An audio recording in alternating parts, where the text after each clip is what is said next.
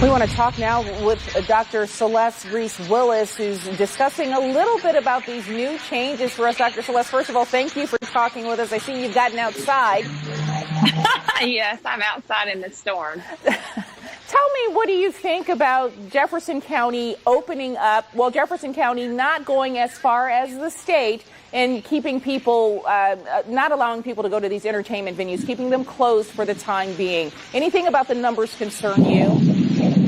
I absolutely agree with the choice that Jefferson County Department of Health has made in deciding not to open up the entertainment venues. There's concern that when you're in a space that doesn't have great ventilation, there's concern about it being able to spread easier, COVID-19 being able to spread easier. So we're hearing a lot about the personal responsibility that people need to take with this, as well as being concerned about other people. What is it you would say to those folks who want to get out, but, need to just slow down and listen to what the medical professionals are telling them?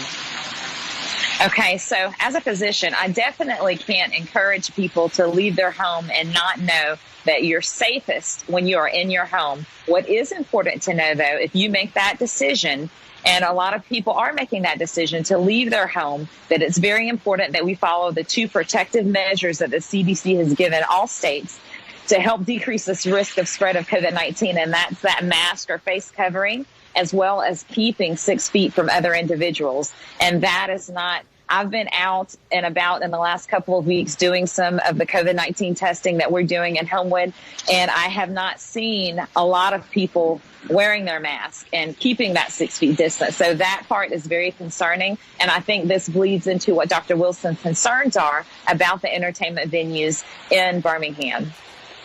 We know that people in this area are going back to work. A lot of businesses reopened, allowing people to come in. Dr. Wilson said today, if you're someplace where you're in a close proximity to people, he's advising people to get tested. So you're doing testing. Absolutely. Are you seeing a lot of people who just want to know because they're around people who may not be covering? Absolutely. Actually, it's been interesting to see the mix of individuals we're seeing. We're seeing the people that some people that have had viral illnesses that we thought was flu back in the several winter months or been diagnosed as flu, and people concerned that, hey, could that have been COVID? And I'm seeing the other end of the spectrum as well, wherein there are individuals who are like, I may want the rapid antibody test, may not want the nasal swab, and it depends on what the patient is experiencing in terms of symptoms, but it's definitely all across the board. There are a group of people that want to know, and then there are a group of people who say, oh, I don't need to be tested, I'm not having symptoms. And the concern there is making sure that people understand that you can spread this and not have symptoms, and people understanding how important it is for them to protect themselves and the community. And the way that we can do that together is everyone wearing that face covering and mask and keeping that 6 feet distance. Dr. Celeste Reese-Willis, thank you so much for reminding us that it's not time to let our guard down just yet. Right. No, definitely no. Thank you.